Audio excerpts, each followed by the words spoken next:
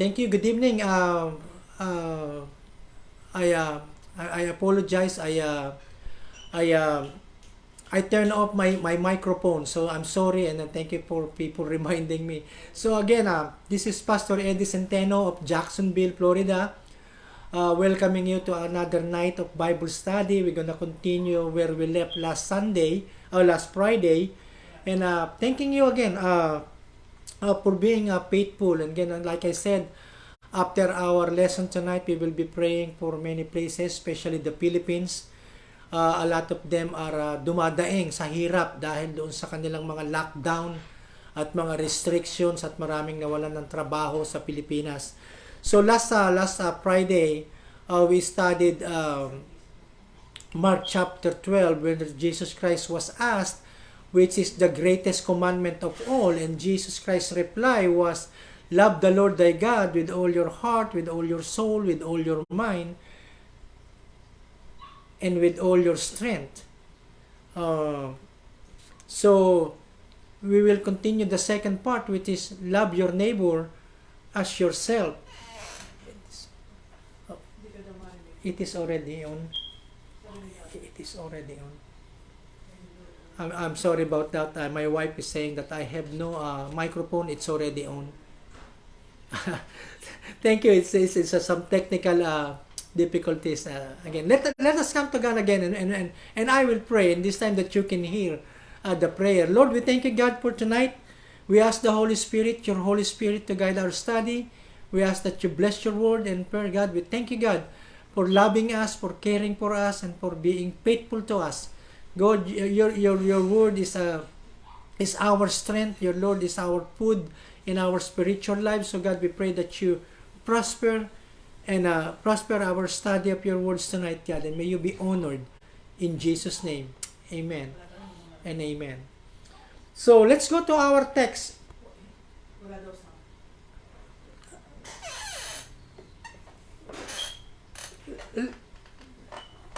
Let's go to our text this evening. Thank you so much. I can hear. I can see people saying, "I can hear you." So, and then some people say, "Okay na po."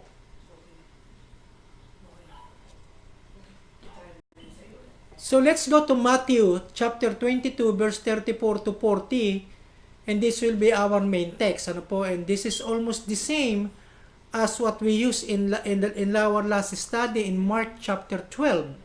Ano po? So let's go to Matthew 22, 34 to 40, and this is our main text. Hearing that Jesus had silenced the Sadducees, the Pharisees got together. One of them, an expert in the law or the teacher of the law, tested him with this question, Teacher, which is the greatest commandment in the law? Jesus replied, verse 37, love the Lord your God with all your heart, with all your soul, with all your mind. This is the first and foremost or greatest commandment. And the second is like it. Love your neighbor as yourself. All the law and the prophets hang on these two commandments. I want to go back to that later, but I want to read in Tagalog. Ano po? This is a Tagalog English Bible study. Sabi po sa Tagalog, sa pagkakasalin sa Tagalog, nang mabalitaan ng mga Pariseo na walang magawa ang mga Sadduseo kay Jesus, nagtipon silang muli at lumapit sa kanya. Isa sa kanila na tagapagturo ng kautusan na nagtanong kay Jesus upang subukin siya. Guro, sabi ng tanong po niya, Guro, ano po ba ang pinakamahalagang utos sa kautusan? Sumagot si Jesus, mahalin mo ang Panginoon mong Diyos ng buong puso, ng buong kaluluwa, at ng buong pag-iisip.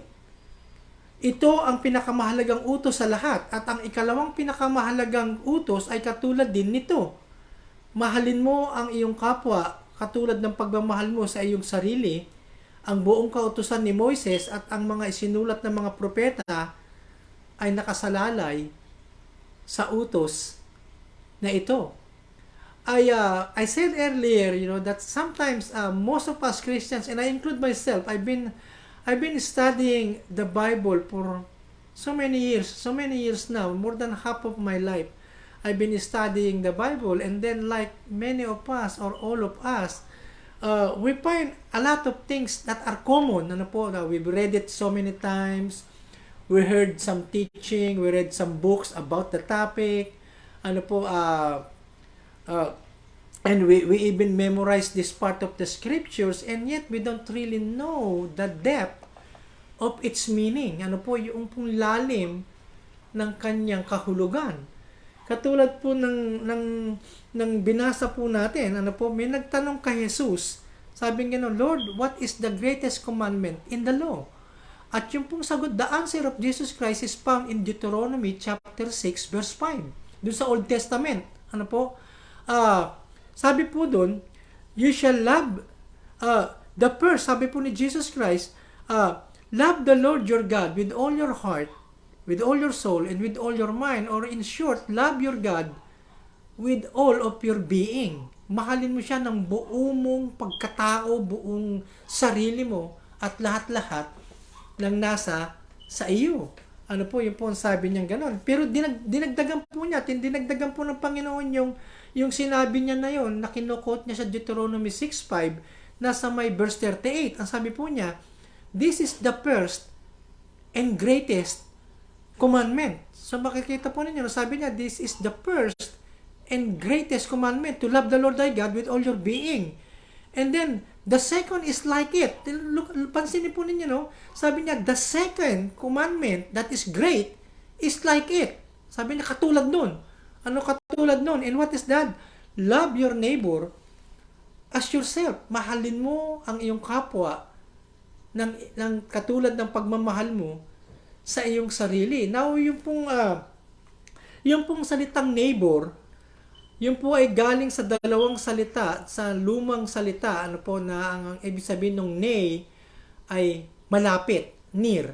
Yung pong bor, ang ibig po sabihin ay dwelling together or residing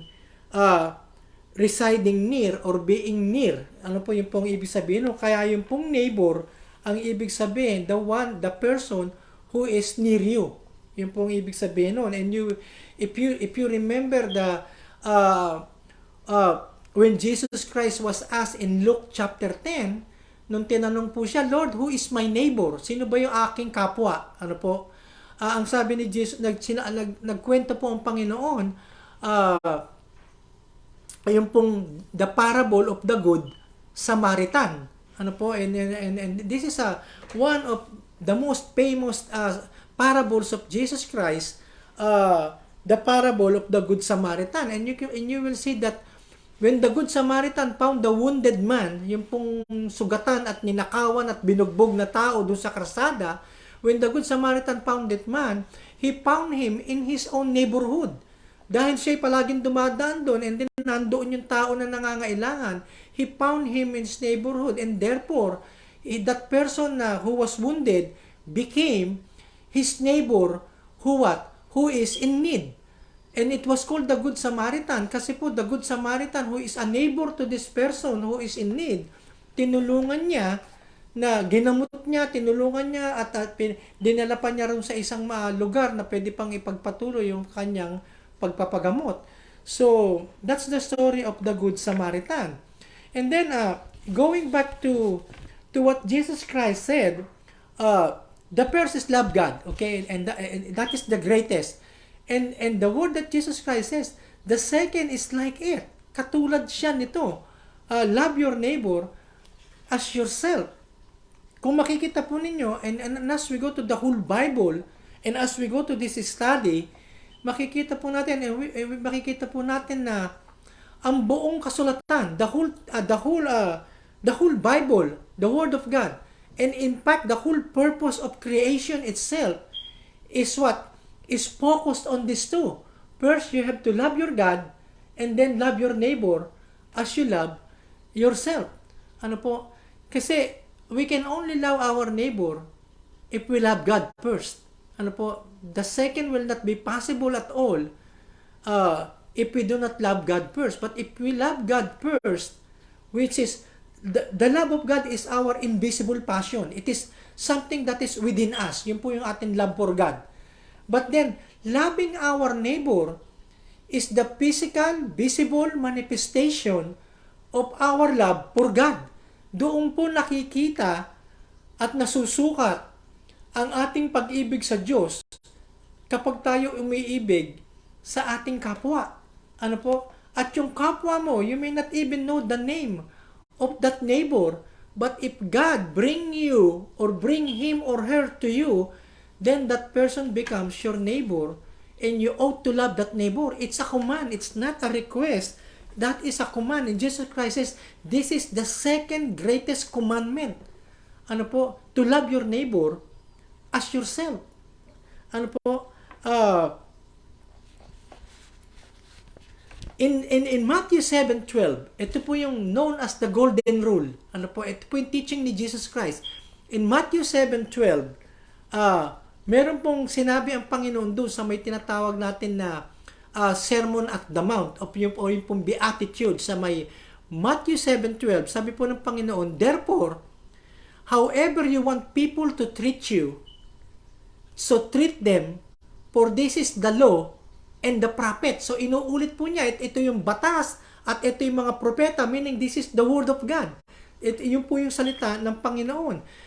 Do unto others what you want others do unto you. Ano po, yung po ang sabi doon sa 7:12. And this is expounded more, dinagdagan pa po ito ni Paul kung paano mo mamahalin yung kapwa mo. Then I will go back to this later on. Loving your neighbor does not mean that that neighbor needs to be somebody who is good, who is pleasing, and who is what? Who is known to you. Ano po? A neighbor can be somebody who does not believe in the same faith as you do. You know? Your neighbor can be a Muslim. Your neighbor can be a Mormon. Your neighbor can be an Iglesia ni Cristo. Your neighbor can be an atheist. Hindi naniniwala sa Diyos. O hindi katulad ng paniniwala mo, the same as your belief. And yet, if he or she is your neighbor, then you ought to love him. Ano po? Another example is if you have a rich neighbor, ano po? And you have to love that rich neighbor, that means you do not need to covet the properties of that neighbor. Hindi mo siya dapat kainggitan at hindi mo siya dapat na kamuhian dahil siya ay mayaman, ikaw ay mahirap. Ano po? Hindi mo dapat kainggitan yung kanyang karangyaan dahil siya ay mayaman at kung ikaw ay mahirap, even though you're trying your best to upgrade yourself, but that neighbor who is rich, o kung babaligtarin mo, ikaw ang mayaman at meron kang kapitbahay na mahirap, your neighbor is so poor, you should not look down at your neighbor as a secondary, a second class human being. Ano po, meron pong mga taong matapobre at meron naman pong mga tao na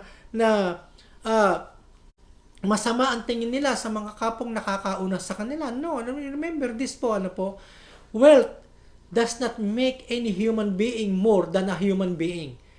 And being poor does not make any human being less than being a human being. We are all equally created in the image of God, regardless of our economic status, our educational attainment, or whatever we have done or successes that we have accomplished in our lives. No, we are just equal in the sight of God. That's why when the Bible says love your neighbor as yourself, this neighbor might be somebody who's giving you a hard time. Ano po? And this neighbor you find this neighbor maybe not in your neighborhood. You may found them in your workplace. You may find them, your neighbor, you will find them in the marketplace where you usually go to get your supply. Or sometimes you can get if you're a student, you find this neighbor in your campus or in your classroom, or sometimes in your circle of friends. Most of the times, this neighbor is found right there in the church where you go. And the Bible tells us, regardless of who they are, if God has brought them near to you, then You are what? You are a neighbor to that person and that person is a neighbor to you. Ngayon, Jesus Christ, going back to what Jesus Christ said, uh, the second is like it in verse 39, Matthew 22, love your neighbor as yourself. And in verse 40, this is a very, ang sabi po nila, napakalawak, napakalalim at napakalaking katotohanan na sinabi, dinagdagan ni Jesus Christ yung sagot niya. Ano po, ang tanong lang sa kanya ay, what is the greatest commandment? And yet, after Jesus Christ says, love your God, this is the greatest commandment, love your God with all your being. And the second like it. And the second is like it. Katulad din nito. Love your neighbor as yourself.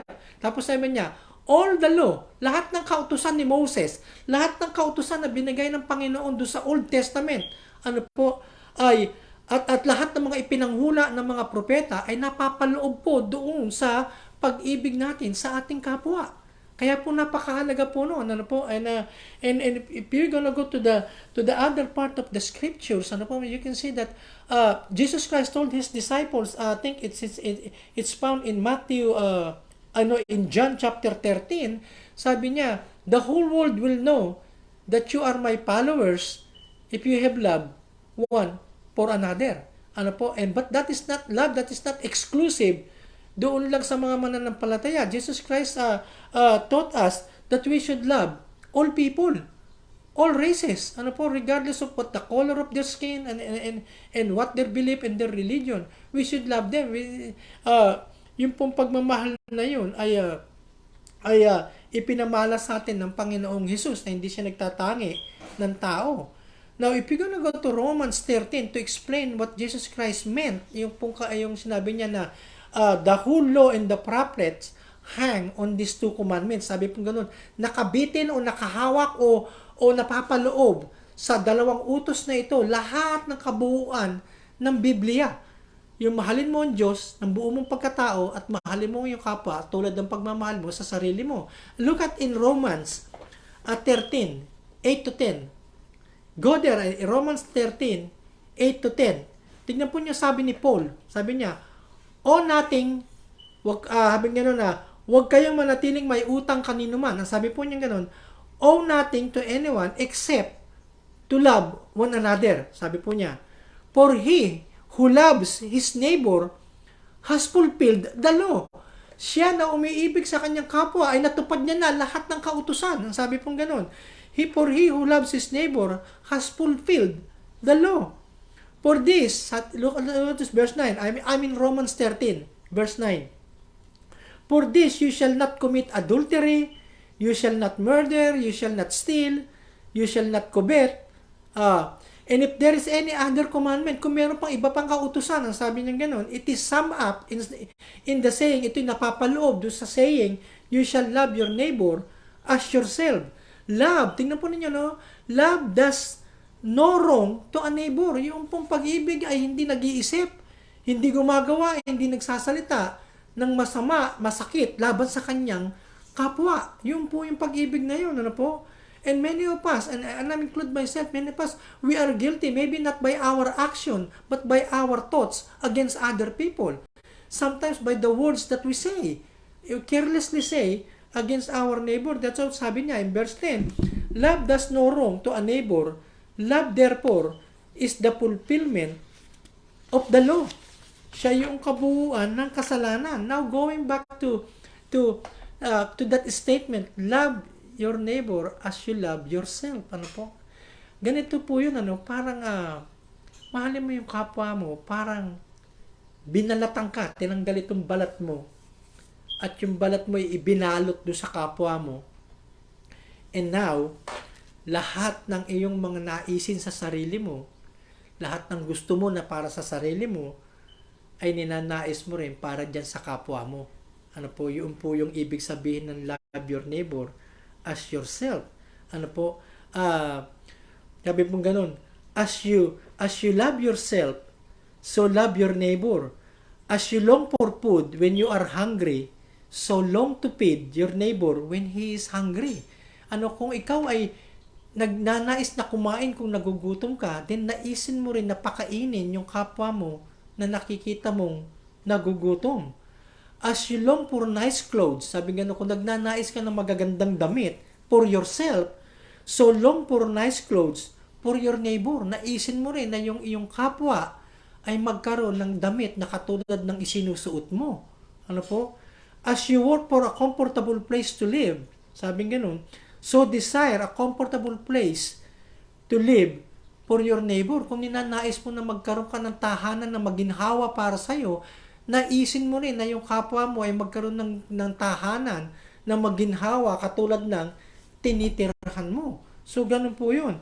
And then, as you seek friends for yourself, kung nagnanais kang magkaroon ng mga kaibigan para sa sarili mo, so be a friend to your neighbor. Kung naghahanap ka ng kaibigan para sa sarili mo, then maging kaibigan ka rin dun sa kapwa mo.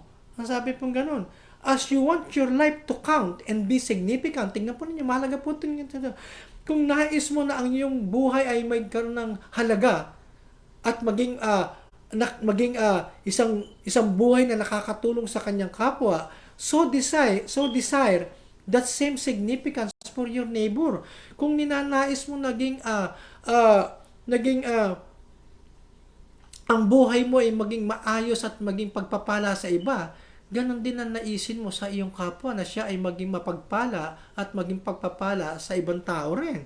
Sabi nga, as you work to make good grades for yourself, sa mga estudyante naman ito, kung ninanais mo na magtumaas ang iyong grado at gumraduate ka ng meron titulo, ganon din ang naisin mo sa iyong kapwa. Imbes na mainggit ka o putos down yung kapwa mo, kung ninanais mo na maging successful ka, naisin mo rin na maging successful ang kapwa mo. That is what it means to love your neighbor as yourself.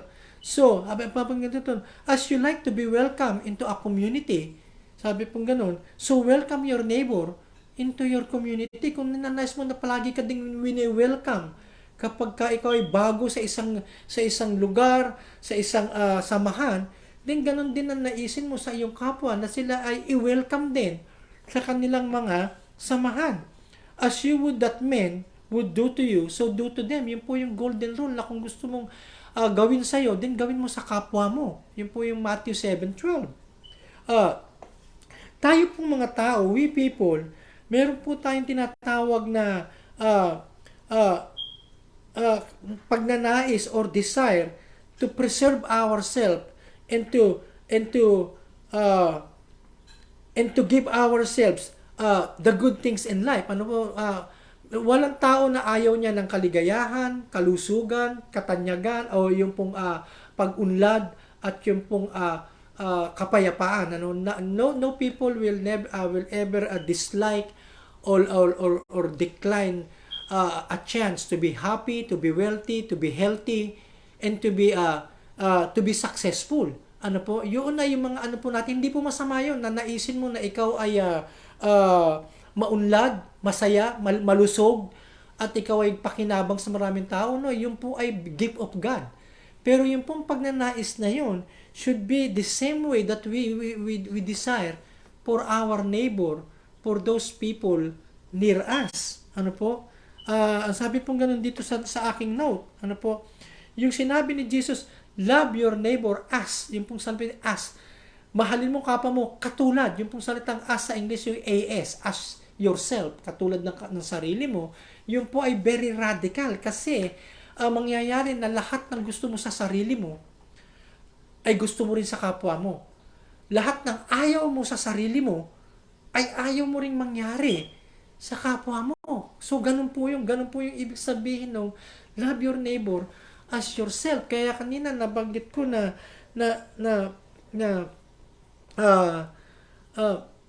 meron po tayong mga ugali, and sometimes we see this attitude and this behavior and this evil attitude in the church and even in our family, even in our close in our circle of friends. Ano po na if somebody is succeeding in life, instead of thanking God that they are successful, we are envying them to the point we sometimes act and behave like crabs. Ano po, yung tinatawag nilang crab mentality. Alam niyo yung mga ugali ng mga alimasag? Yung meron sila na kahit nakakatulad nila, kapag nahawakan nila, hinihila nilang pababa. Yun po yung ibig sabihin ng crab mentality. And that is not loving your neighbor as yourself. Maraming mga simbahan, samahan, malaki o maliit na simbahan o maliit na fellowship, nasisira dahil hindi nila alam ang ibig sabihin ng love your neighbor as yourself. Pinapairal nila yung pagiging inggitero, pagiging mayabang, at saka yung pagiging makasarili. No? Ayaw nila nakikita na umuunlad yung kapwa nila. Ang gusto nila, palaging sila ang nakakahigit sa kapwa nila. And that is evil. That is demonic. I can tell you that. If you are envying somebody to the point you want something bad to happen to them, look again and examine your heart and yourself, because that is not from God. And that is never be a move of the Holy Spirit which is in us believers. Kaya ito pong tinuturo ko sa inyong sa gabing ito. Love your God, that is the foremost, and then love your neighbor as yourself. Kasi yung po yung pinaka visible application and meaning and manifestation that we truly love God. People can only know God, and God can really know that we love God if we love other people the way God wants us to love them. At yung sinasabi ko sa inyo kanina, if you want to be successful in life, that is not wrong, that is not sin, that is not evil to be successful. But that the same desire that you have for yourself should be the same desire that you have for your neighbor. Regardless, if he can be an atheist, he can be a stubborn person, he can be a thorn in your flesh, it can be I cannot say the other words, it's a curse. Pero, still you have to desire that. Kaya nga po it's radical. When Jesus Christ said, love your neighbor as yourself, that is supernatural. Any human being cannot do that. Kaya nga po inuna ni Jesus Christ yung love for God with all yourself, so that loving your neighbor as yourself will be possible. It can only be possible if you love God with all of your heart, soul, and mind.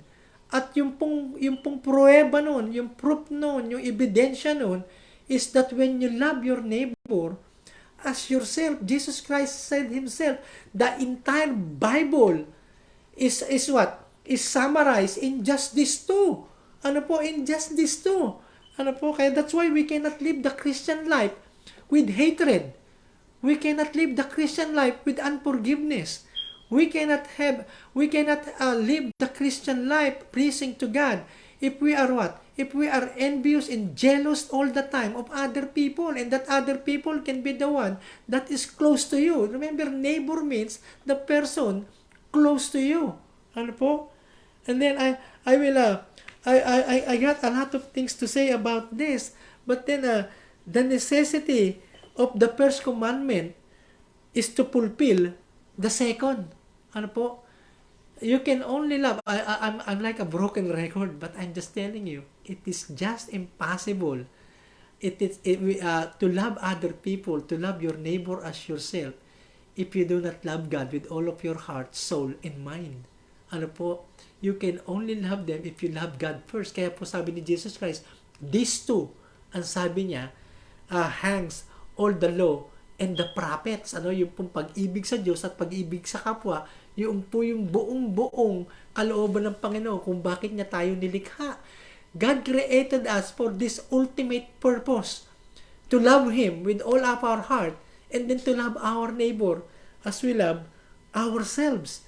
I will finish with this. Okay? Turn with me in 1 John 4, 19 to 21. And I'm about to end. 1 John, and thank you for joining.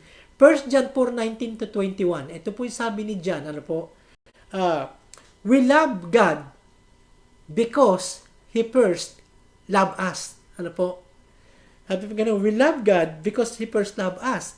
Whoever claims, kung sino man ang nagsasabing mahal niya ang Diyos, whoever claims to love God yet hates a brother or sister is a liar. Sinungaling. Siya na nagsasabi na mahal niya ang Diyos, pero kinaiinisan niya at kinasusuklaman niya ang kanyang kapatid o kanyang kapwa, siya'y sinungaling. Wala pong anak ng Diyos na sinungaling. Ano po, minsan nakikiting kasinungalingan, hindi doon sa pagsasabi ng hindi tama, kundi sa pag-uugali. Ano po, sa pag-aasta, sa mga behavior. Kaya sabi niya gano'n, whoever claims to love God yet hates a brother or sister is a liar. For whoever does not love their brother and sister whom they have seen, yung nakikita nila, hindi nila mamahal, cannot love God whom they have not seen. Hindi nila mamamahal yung Diyos na hindi nila nakikita. And God has given us this command. Anyone who loves God, tingnan po ninyo, no? Anyone who loves God, it's a command, must also love their brother and sister. Umiibig tayo sa Diyos dahil siya ang unang umibig sa atin. Ang nagsasabing mahal niya ang Diyos, ngunit napupuot naman sa kanyang kapatid, ay sinungaling.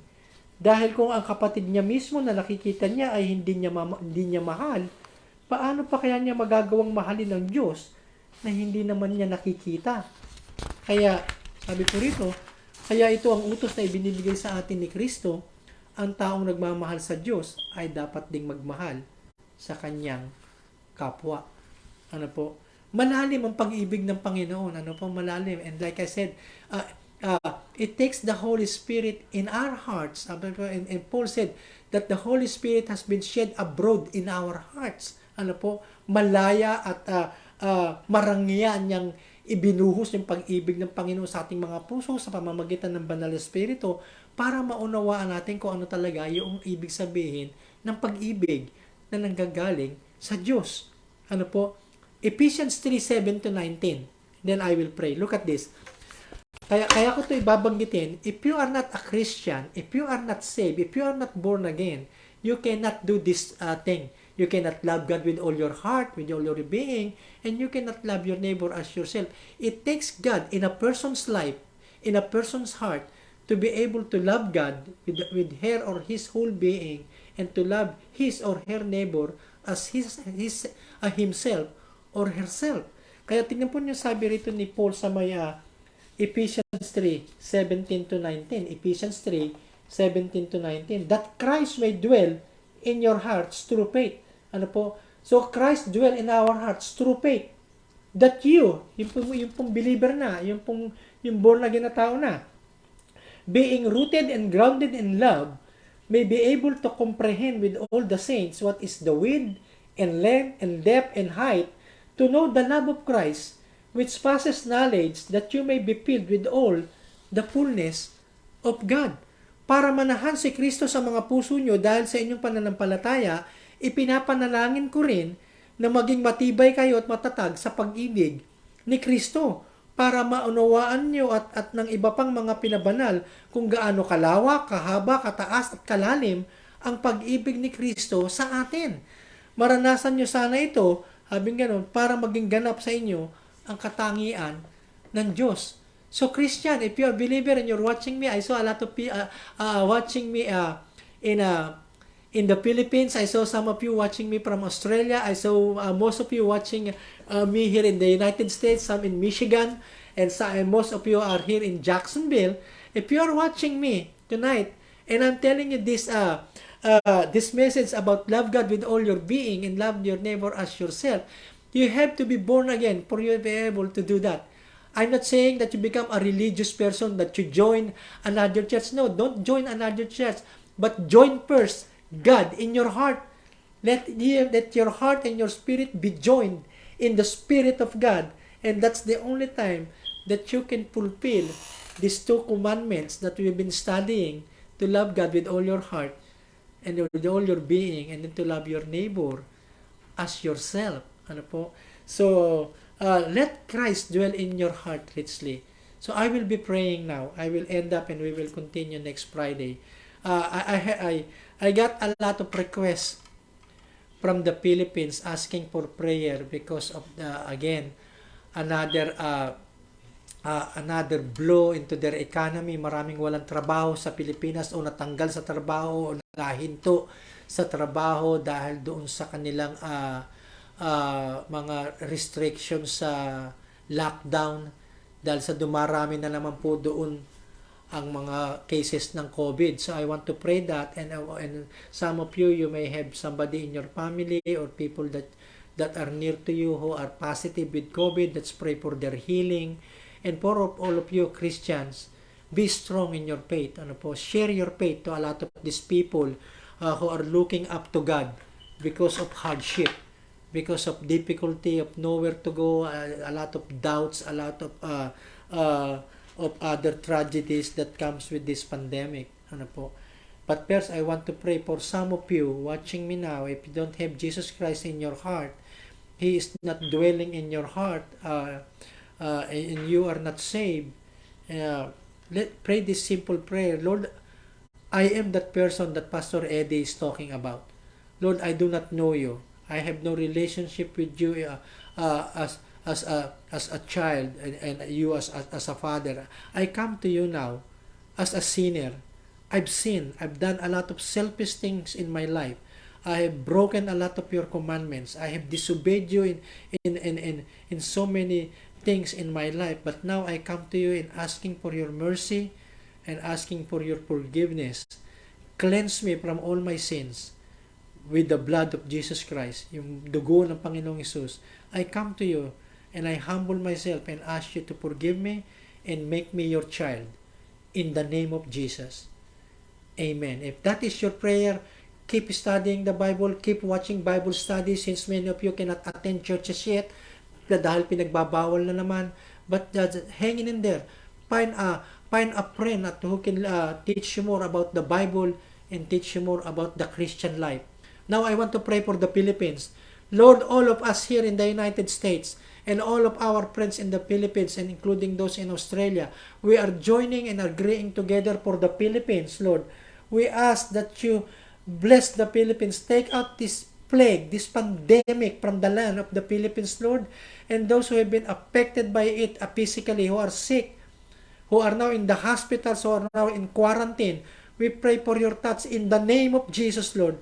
By the blood of Jesus Christ, and I command healing for all of those people in the Philippines who are sick with COVID. And those in the Philippines who are healthy, I pray that none of this variant, none of this Delta variant or any other virus that will cause sickness will even come close to them, to their family, and to their house in the name of Jesus. Those who have lost jobs, Lord, in the Philippines, I pray, God, that you provide open doors for them to find another one, that they will find another way of earning and making a living for themselves and for their family. Lord, bless our land. Bless the Philippines, God. Save more people there, and all the Christians in the Philippines, I'm praying that you strengthen them in this time of great trials na nararanasan nila. And those of us here in America, Lord, we just pray that you just continually protect us also. COVID also is rising, especially here in Florida, and also we heard that also in Australia, COVID cases are also rising. Lord, please protect all your people and all their families. Keep us all safe, God. Keep safe, Lord, all our kababayans, wherever they may be. Keep them all safe from this COVID and from the hardship, Lord, that it causes to many people. Thank you guys for listening. Thank you, God, for watching. May God keep you safe and be blessed. In Jesus' name, amen and amen.